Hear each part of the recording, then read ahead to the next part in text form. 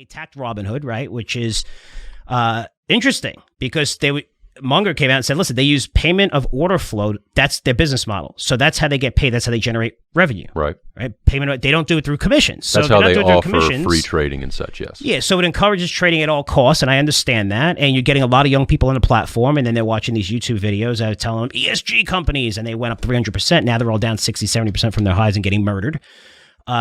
So you're seeing a lot of this stuff out there. I get it, but that's also the same business model for E-Trade, Ameritrade now, right? They're not charging commissions, but they're making it through order flow. They're making it through different products. But wouldn't you say that about the whole industry?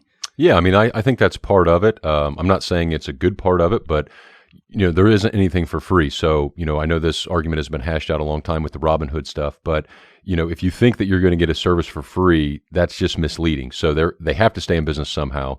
The order flow payment, I do like how, I love how they take stances. Buffett, Munger is always on one side or the other of the fence. Buffett, he's good at straddling the fence. He doesn't get the name Uncle Warren for anything. One of the most cutthroat, amazing business guys in the world, has the media just eaten out of his hand. But I like their bluntness about that. You sound like you're a little pissed off at Warren. No, I respect it. I like him because, to my point, so real quickly on Robinhood, it's fine to call it the gamification of it, and they do. I mean, when you place an order, I've seen screenshots. I mean, there's like balloons going off. It looks like somebody sent you a happy birthday text. Yeah. And, they were playing on the emotions. That's typical marketing. I guess I have a dark soul. I don't care about any of that. I did like their comments on it and how Buffett said he was looking forward to reading the S1. If you work at Robinhood, you're sweating because you have to disclose everything. That guy's one of the smartest readers, and that's just, I liked how he ended on that. Real quick on the fence thing though, because there was a question about their ownership, and I don't have it in front of me. I'm sorry, that's lazy, but they have a lot of money in Chevron as a stock holding. Mm-hmm. Well, Chevron is ruining Mother Nature, so that's not good right now with all the woke people. But he straddled the fence and just said, listen, we can't go carbon neutral as fast as everybody wants to. It's going to be a transition. And he didn't back down. He didn't go out and say how crazy people were. He did a little bit, but he didn't back down from owning that. And I really respect that. And, he's so smart, he's not going to get a lot of pushback. The ESG people and the client environmentalists, they're not going to go after and boycott See's Candy or anything like that. So yeah, it is interesting, the whole ESG And if they do, they have the best Geico commercials with that little gecko who can go out and get in front of everybody and make everybody love them. So they do have great commercials. But yeah, I mean, look, the whole green movement, people want to save the planet, whatever. It was funny how Biden, and I think this might have been a mistake when he said that we're going to do everything we can to prevent climate change and provide a safer environment, lower carbon emissions. But at the end of the day, he also said, but we're doing a great job because it only accounts for the U.S. It accounts for 11% of the carbon emissions. And the rest of it, whatever, China, Europe, and all coal and everything that they're using. I don't know if you've ever been to some of these cities in China, Beijing. You have to wear masks there. It's not because of COVID. That's how bad the air is over there.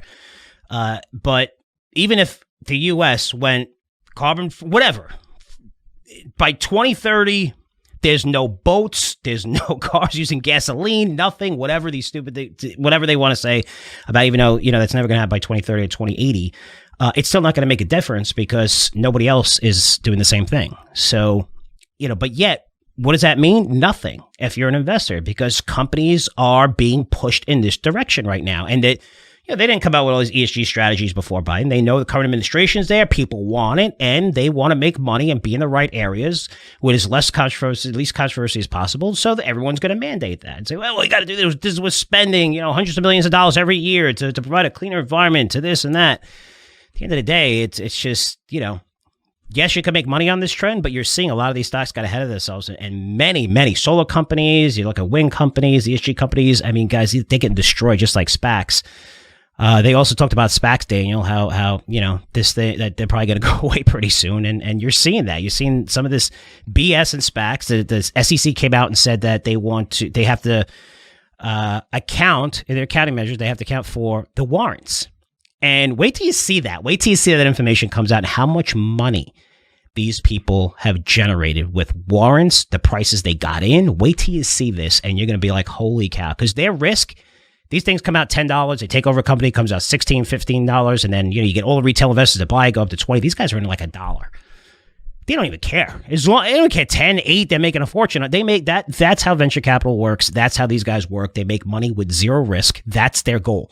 Zero risk, make as much money as you can. And that's why SPACs were hot, and they're no longer hot now because retail investors aren't buying them. Yeah, I mean, another great Buffett, I'm paraphrasing here, but he said, wherever the money goes, Wall Street goes, and they're going to do it great. They're going to play the game better than most. And it won't last forever. Again, every musical chairs games ends up ending at some point. So I like how he summed that up. How to turn the ESG into valuable information for all you listeners and future subscribers. Did you see there are some rumors going out, and I want everybody to pay attention as you watch the news flow over the next however long months this takes to debate the multi-trillion-dollar infrastructure program between the R's and D's. ESG people are going to be pissed, Frank, because you know what's rumored to get government subsidies going forward to help the clean environment? What?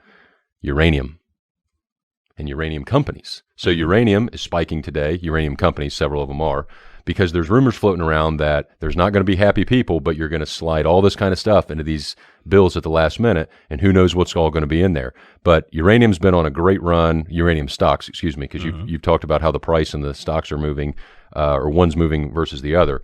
But if any of this is true, if you believe any person in power on the Democratic side about changing the earth, buy uranium stocks or at least have some exposure. We're doing very good on a couple of the picks in Dollar Stock Club.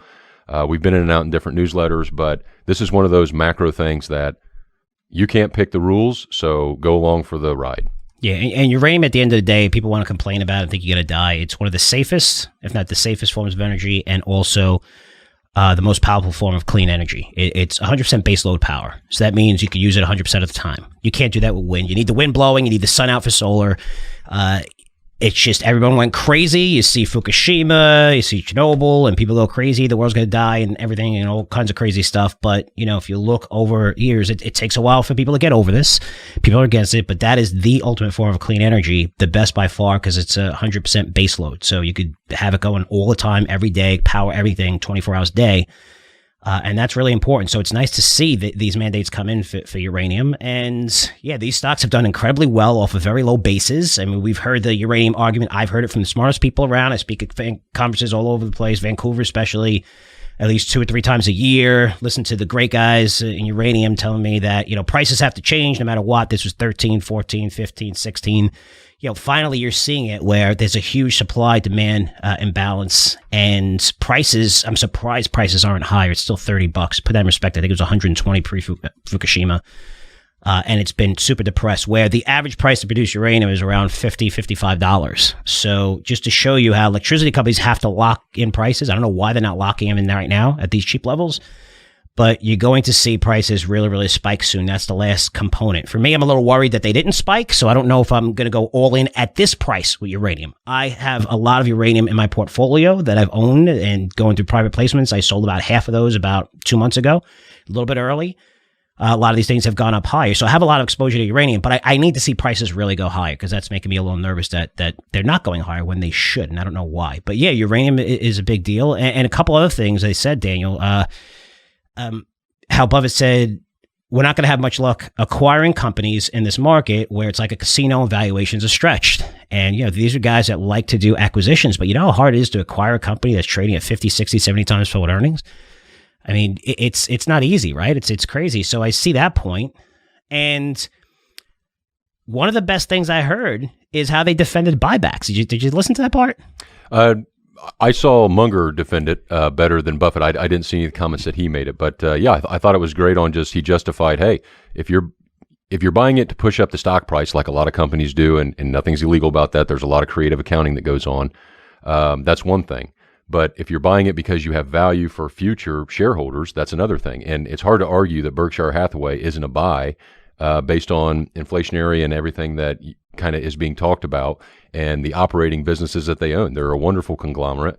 And but I did like that. That's a long answer. But what stood out to you on that? What stood out to me is buybacks just get a bad rap. They're like snakes. Like my snake, I love my snake. I never realized snakes how deserve nice. A bad rap. Yeah, you're not crazy about snakes. I mean, my snake is like the nicest thing in the world, nicest animal in the world. They're really cool. They don't bother you. If you trap them, they're gonna get upset. If you have food on your hand, they'll bite you. But they're very cool everyone's like, it's like, alligators in Florida. Everyone's like, alligator. Everyone outside of Florida, alligator, you're gonna die. Have you ever seen like an alligator come out of the water and like attack an adult? Never happened. They may attack, if you go in the water as a kid, fine, but they really don't attack. But everybody's like definitely afraid of them, right? That's just the way it is. The same thing is with buybacks, because the argument here, Daniel, is that, well, these guys buy back their stock, they artificially inflate earnings, and then the CEOs pay themselves more money. Okay, you have a little bit of an argument there, but let's go a little bit further here. Because it's the easiest way to increase earnings, right? You're taking that supply off the market, so you're going to increase earnings. When earnings go higher, what do? You spend more, right, on CapEx, which goes into the economy. And as earnings grow, your company grows, and what do? You're going to hire more people. And if you look at buybacks, being pissed off at buybacks, the stock market's near its all-time high. Most of these companies that bought back stock made a fortune off of that, increased their price, created amazing shareholder value because people are shareholders, not just the CEO and the bonus and the compensation and stuff. But the benefits of buybacks, I mean, man, there's so many things, worse things on Wall Street to complain about than buybacks. Buybacks actually help shareholders. They're going to help the economy. When I look at this and just, again, nobody cares about facts. If you don't like buybacks, it doesn't matter what I tell you, you're never going to believe in them. And you're going to be like, it just makes people richer. But it also makes the shareholders richer, which is the point of owning stocks, right? So for me, I don't understand that. If you have a huge buyback and the market crashes 30% and stays down there for many, many years, then not the best use of capital. But when I see Google announce a $50 billion buyback and Apple a $90 billion buyback, I mean, you're looking at, what I say, like 150 companies have a bigger market cap than the 50 billion. It's probably like 50 companies, more than 90 billion. Yeah, it's wild. Maybe 100, but it's crazy that these guys have so much cash. It's just a portion of their cash, but that they think that's the best value for it, and it probably is. It has been in the past. They've done good at buying it at the right levels because we're near all-time highs. But just the positives certainly outweigh the negatives. It's not all positives. Yeah, you're right. You're a CEO, inflate earnings, and they get pay packages. Look what Elon Musk did, right? Which you love. Yeah, I mean, it's a financial swear word. But like you said, it creates a lot of value. You can use it in wrong ways, but that's not that big of a deal. And Buffett's been, to his credit and his criticism, he's always talking about when managers are buying back stock at the wrong time. It's always difficult because you're going to have to look back and say, okay, well, you bought shares at X and Y price. What's it trading at today? Was that a value or not? But they have a tremendous track record, and people blow it out of proportion. The big deal right now is because it's a political hot arrow, is that you can go to an airline company and say, hey, why do you need whatever billions of dollars to stay in business when over the last X amount of years you spent X amount, billions and millions and millions and billions on buybacks. So that's the political narrative and why it gets bad. But of course, that doesn't mean it's all bad. And that was a great answer. And like I said, he's rewarded shareholders probably better than, or if not better than anybody. So yeah, that's a good thing. And when I look at the airlines, you're forced to close. It's not like you did anything wrong. And a lot of these businesses, hey, don't mix common sense with the arguments. Yeah, I just pointed out the political hot potato, Frank. Ridiculous. Like if you had a huge buyback and your stock gets crushed and then you just get bailed because you didn't execute and then you get bailed out. I see that point. That doesn't usually happen. Unless you're the banks during the financial crisis, right? Because you took on risk, you made a fortune, you burned everybody else's taxpayers' money, and then you got paid back, and now the banks are the biggest in the world. I get that point. But yeah, for buybacks, I don't know. When I look at that, even I see when people get pissed off, not just buybacks, but if you look at Elon Musk, I mean, he sold Bitcoin. Why? It added 25 cents to earnings.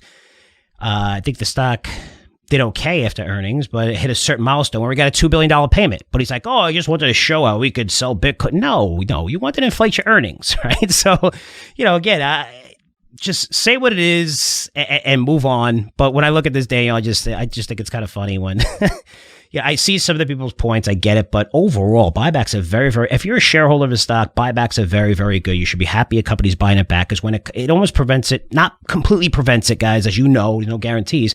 But as this thing comes down, that's the buying power coming in, where these guys could really buy this stuff. And if it gets cheap enough, then you're going to see insiders buy it. When you see buybacks and insiders buying, it's usually a really, really good buy signal, especially in this market when everything's so freaking expensive. So, yeah, if you didn't get a chance to listen, definitely listen. Like you said, those guys are still sharp. They're all there. I loved it, even though they're 90 and 97. It was really, really cool just to hear them get up there and do this for a bunch of hours for everybody.